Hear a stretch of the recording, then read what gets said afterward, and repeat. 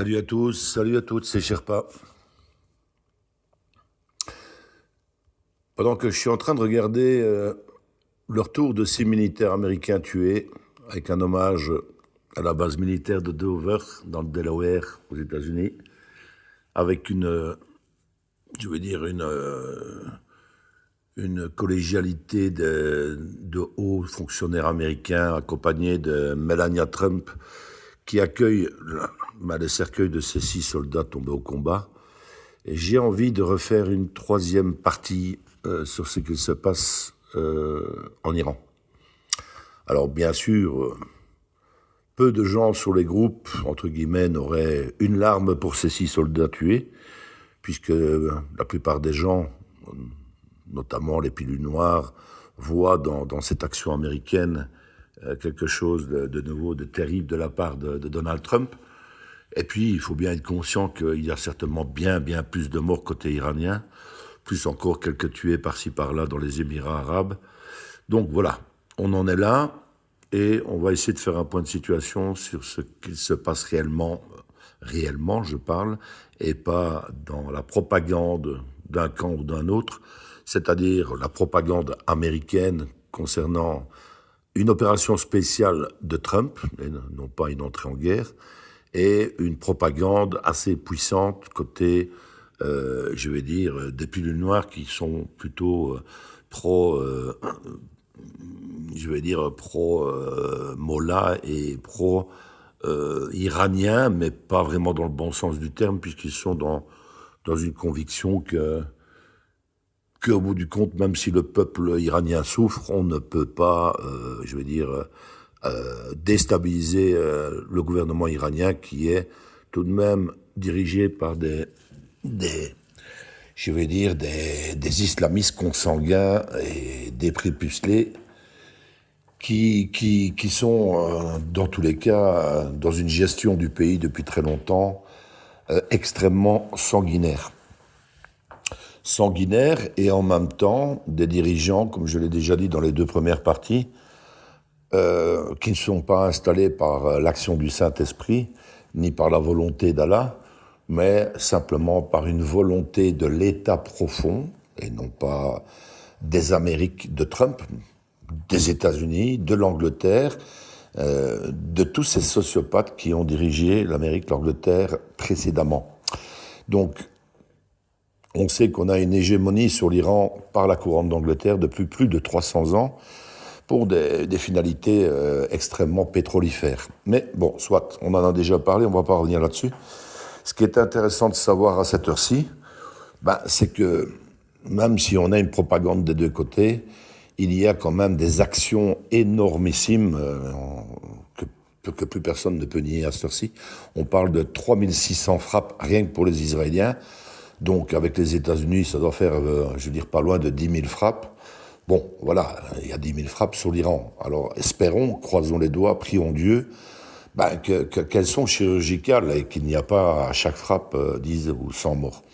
Mais en attendant, les frappes et le nombre des frappes israéliennes et américaines est totalement stupéfiant. Mais en même temps, il est normal puisqu'il y a une force de frappe que Trump a rassemblée. Et sans rester bloqué sur une histoire de chabaloubavisme ou de sionistes contrôlant l'armée israélienne, je suis pour ma part dans une conviction que l'armée israélienne est totalement sous contrôle de Trump d'une manière ou d'une autre, et que les vrais salopards ont dégagé. Netanyahou, pour moi, un acteur depuis très longtemps. Donc, cette puissance de frappe est énormissime, mais il est bien certain, et je ne vais pas revenir dessus en détail, que l'Iran, dans sa toute-puissance avec ces mots-là, aurait certainement de quoi emmerder tout le monde pendant de très longues semaines, voire de très longs mois, et probablement une capacité à détruire Israël et même, de grosses parties des pays du Golfe, entraînant évidemment une guerre mondiale et une réplique de tous ces pays du Golfe. Mais en attendant, l'Iran pourrait le faire, mais l'Iran ne le fait pas. Et je pense que c'est peut-être la partie la plus importante de ce podcast, puisque nous sommes déjà dans une guerre, soi-disant, puisque pour moi c'est une opération spéciale depuis plus d'une semaine, On nous dit dans la propagande pro-iranienne que l'Iran pourrait s'attaquer aux usines de désalinisation des pays du Golfe. Il pourrait s'attaquer à une centrale nucléaire d'Imona. Il pourrait s'attaquer aux ports, machin, mes couilles. Oui, mais ils peuvent, mais ils ne le font pas. Et c'est peut-être la chose la plus importante. C'est que maintenant, imaginez-vous bien que l'Iran est attaqué. Si une partie n'est pas au contrôle par Trump, et une désignation des cibles pour l'Iran sur le DS, c'est-à-dire l'État profond israélien et des pays du Golfe, vous auriez un déchaînement de violence extrêmement important de la part des Iraniens. La première chose qu'ils auraient fait, c'est d'abord, j'ai envie de dire, de foutre en l'air toutes les usines qui désalinisent l'eau, comme ça ils crèvent de soif dans les Émirats. Deuxièmement, s'attaquer aux centrales nucléaires. Troisièmement, s'attaquer à toutes les bases américaines et occidentales qui peuvent se retrouver dans les parages de l'Iran. Puis s'attaquer aux porte-avions, s'attaquer aux bateaux, ne fût-ce qu'un ou deux bateaux, même peut-être pas nécessairement un porte-avions, qui est extrêmement compliqué à détruire, puisque de toute façon, ils ont, entre guillemets, je vais appeler ça leur propre dôme de fer. Il est toujours néanmoins possible de péter un ou deux bateaux américains. Et vous n'avez rien de tout ça. Vous n'avez rien de tout ça. Vous avez énormément de roquettes et de missiles qui s'en vont de l'Iran et qui, pour la plupart, sont détruits en l'air à 95%, 98%, 99%, qui sont explosés en l'air. Et puis, vous avez des chutes de missiles sur des bâtiments, même dans le Golfe, qui créent des incendies, mais qui ne font que des dégâts mineurs et qui ne vont certainement pas ni bloquer le sultanat du Bahreïn, ni, le Qatar, ni Dubaï, etc. Ce ne sont que des incendies, par-ci par-là, des bombes qui tombent, des missiles qui tombent, sur des bases américaines vides, etc., etc. Donc l'un dans l'autre, rien de transcendant. Cependant, de temps en temps, il y a un petit Oreshnik qui tombe au bon endroit, et celui-là, il n'est stoppé par rien du tout, et il tombe, comme de par hasard, sur des endroits extrêmement névralgiques, non pas, de l'establishment de Trump, mais plutôt du Deep State qui était en place via la CIA depuis très longtemps, dans tous ces pays arabes, et également, d'Israël. Donc les Oreshniks ne sont pas gaspillés. Pourquoi ? Parce que les Russes vont donner des Oreshniks, mais ils vont dire, l'Oreshnik, il va tomber, et il va tomber au bon endroit. Et ces cibles sont acceptées par Trump, puisque c'est pour détruire des endroits extrêmement, merdiques, qui font la part belle à l'État profond et pas aux États-Unis de Trump. Voilà, ça c'est pour la question, armement et vraiment concernant les vrais dégâts sur place qui sont extrêmement mineurs, puisque au bout du compte, il y a maintenant des témoignages qui circulent de témoins sur place à Dubaï, au Qatar, etc., qui ont même décidé de ne pas prendre l'avion pour retourner en France parce qu'ils ont compris en fait après quelques jours qu'il n'y a rien qui leur tombe sur la gueule hormis de l'atoll et qu'il faut surtout pas être là dans l'endroit où ça tombe. Mais bon, ça ne tombe pas sur tout le monde, ça tombe dans des endroits parfois même désertiques. Donc il y a plus de peur que de mal, entre guillemets, pour tous les gens qui sont dans le Golfe. Par contre, au niveau de l'Iran, ça c'est plus compliqué puisqu'on n'a pas vraiment des témoignages en retour direct, donc c'est peut-être un peu chaud pour les Iraniens, mais de toute façon, les Iraniens, préfèrent de loin une pluie de mitraille pendant des semaines que de retourner sur un gouvernement de l'ayatollah et de ses sbires, enturbanés. Voilà, ça c'est une réalité. Alors, il ne faut pas basculer non plus dans une histoire de Iran-USA enturbané contre les Occidentaux. Non, c'est plus compliqué que ça, puisqu'au-dessus de tout ça, il y a l'Angleterre. Ça, je veux réinsister là-dessus. Tout le mal qui est fait sur l'Iran ne l'est pas fait sur des mollahs qui ne sont jamais que des acteurs dans un pays. Ils doivent le gérer pour la couronne d'Angleterre, puisqu'ils sont installés par eux, que ce soit le Shah d'Iran, installé par les Américains, ou tous les autres qui ont précédé et qui ont suivi par les Anglais. Donc l'un dans l'autre, c'est pas ça, c'est une guerre entre Trump et la couronne d'Angleterre, et j'ai envie de dire la City de Londres. Et on en a les preuves qui s'établissent assez rapidement. Puisque là, aujourd'hui matin, moi, bon, ça date peut-être d'il y a 2 jours, mais j'apprends déjà il y a plusieurs jours que les sociétés de couverture d'assurance sont en train de retirer la couverture sur les bateaux dans le détroit d'Ormuz. Et là, j'apprends que Trump va réassurer les bateaux, à lever des fonds pour réassurer les bateaux, pour qu'ils puissent quitter la zone, les pétroliers, etc.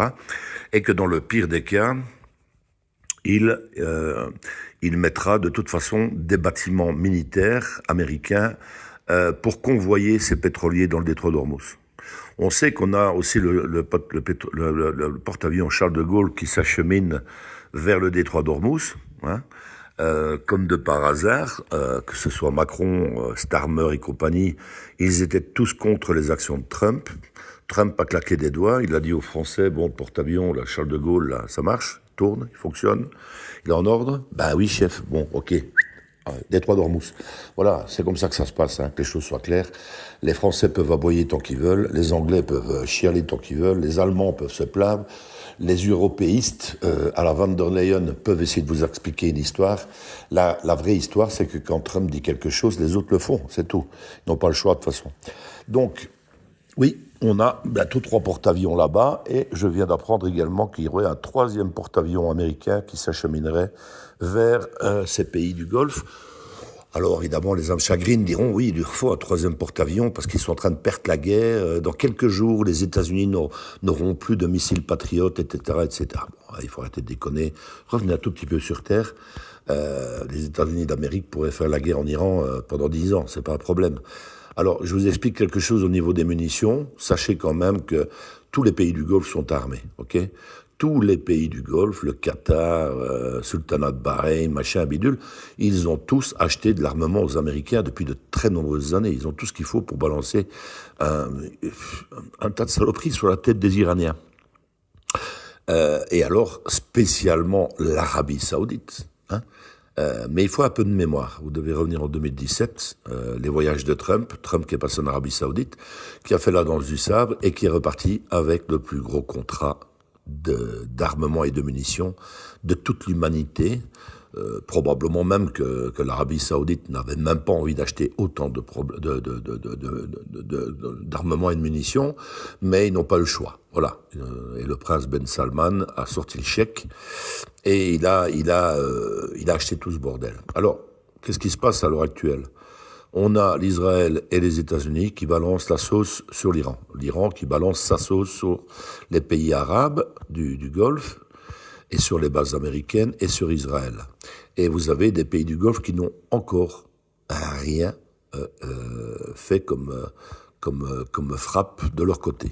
Donc ils ont des missiles qui sont explosés au-dessus de la tête, des morceaux qui tombent, mais ils n'ont pas encore réagi.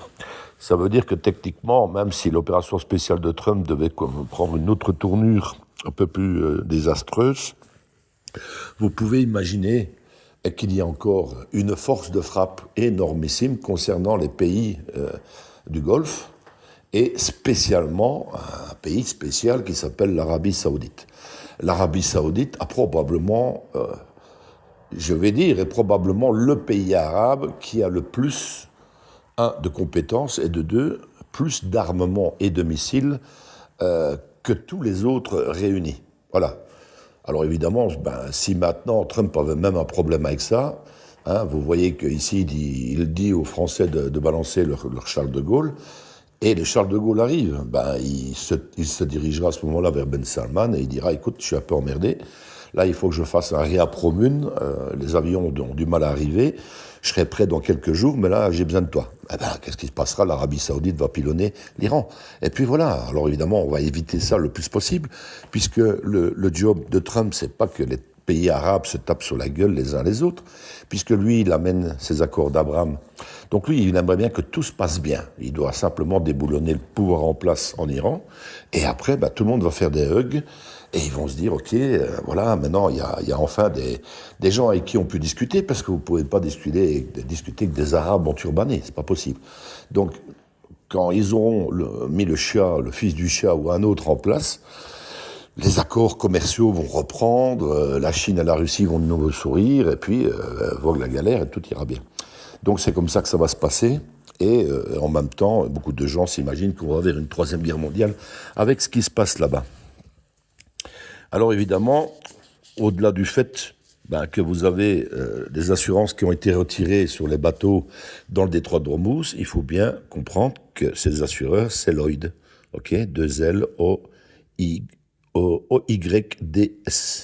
Donc la société Lloyd a stoppé toutes ces couvertures d'assurance sur les pétroliers qui sont là-bas, et en fait, tous ceux qui ne sont pas d'accord avec la couronne d'Angleterre. Donc tous ceux qui seraient un peu plus d'accord avec Donald qu'avec Starmer, n'oubliez pas que Starmer est dans la liste d'Epstein, et fait des pieds et des mains pour que Donald Trump ne fasse pas ses actions en Iran, puisque les intérêts britanniques sont en jeu, vous avez les Anglais de Lloyd qui ont décidé de couper les couvertures d'assurance.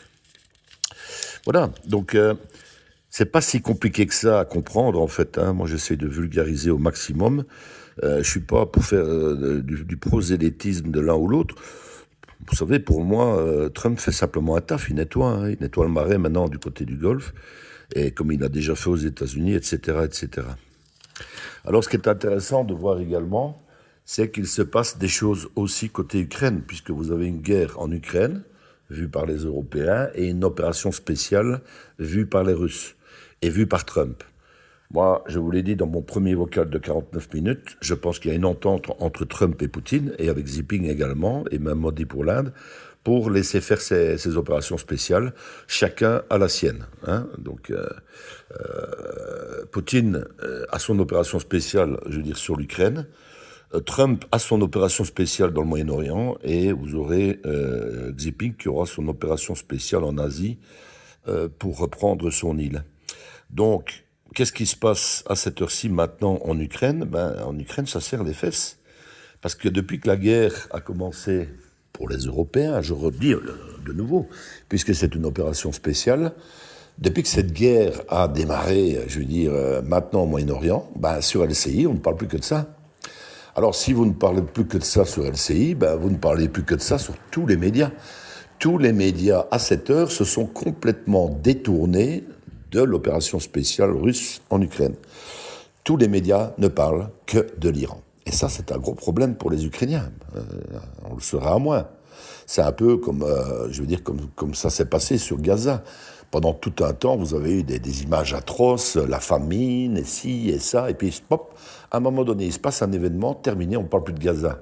Donc, à un moment donné, pour le même prix, ils peuvent crever de faim, il n'y a plus personne qui leur amène, des convois de nourriture, etc. Personne ne serait au courant, etc., etc.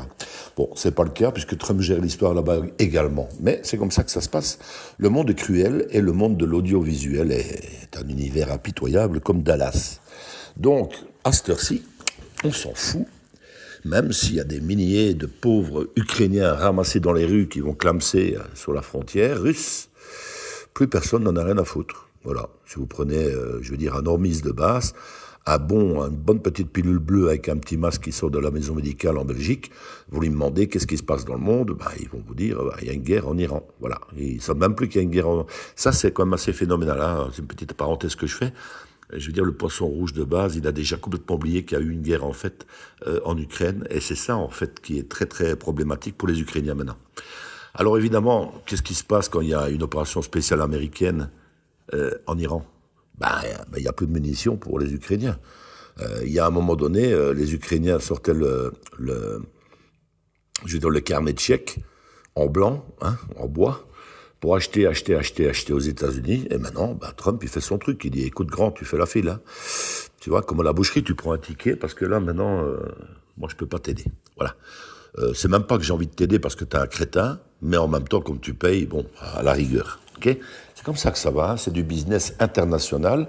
En même temps, c'est un plan pour sauver le monde, mais en même temps, on vit quand même dans un monde avec des humains et des politiciens qui font quand même le taf. N'oubliez pas que, d'abord, dans la tête de Trump, c'est American First, ok ? Ça veut dire Européen Second, mais c'est American First. Voilà, il fait ce qu'il peut pour nous, mais pas à n'importe quel prix. Voilà, je suis en train de regarder les images de l'accueil des cercueils là dans le Delaware, et on a Melania Trump, mais on a également Donald Trump qui est là, avec Peter Exek, je crois, il y a J.D. Vance, et il y a toute la clique. Donc, voilà, petit aparté. Alors, très important de comprendre la problématique actuelle maintenant de l'Ukraine, même si, bon, pour les gens qui sont pilule rouge, vous avez compris que même Zelensky et Poutine sont des acteurs. Dans ce grand film, ça part en couille pour les Ukrainiens parce qu'il n'y a plus rien. Il n'y a plus d'argent, il n'y a plus de missiles, il n'y a plus rien. Donc voilà. La fin de la guerre est proche. En fait, elle est déjà perdue depuis très longtemps, mais ils insistent. Et lui, Poutine, il est sur sa ligne de front et il ne bouge pas. Et on se dit, tiens, quand est-ce que Poutine va aller chercher Odessa ? Bon, je crois que ça va peut-être bientôt démarrer, en fait. Étant donné que maintenant les Ukrainiens sont aux abois, c'est peut-être maintenant, dans les prochaines semaines, que notre ami Vladimir va se dire, là, il n'y a plus personne qui regarde par chez moi, ils sont tous sur l'Iran, je crois que je vais aller chercher Odessa. Après, je vais faire une petite jonction jusqu'à la Transnistrie, j'aurai toute la mer Noire pour moi, et puis qu'ils aillent tous se faire enculer. Oui, c'est peut-être ça qui va se passer. Bon, j'en sais rien, on verra bien. De toute façon, beaucoup de gens sont dans l'amertume en disant « Oui, mais Trump, il a dit, moi, j'arrête la guerre en Ukraine en 24 heures. » Vous savez qu'on ne peut pas arrêter une guerre en 24 heures, même pas en 24 semaines. En 24 mois, il y a moyen, mais pas en 24 heures, non.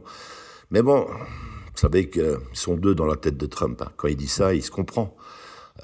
Il donne un petit coup de téléphone à Vlad et il dit « Voilà, ça va bientôt se terminer chez toi.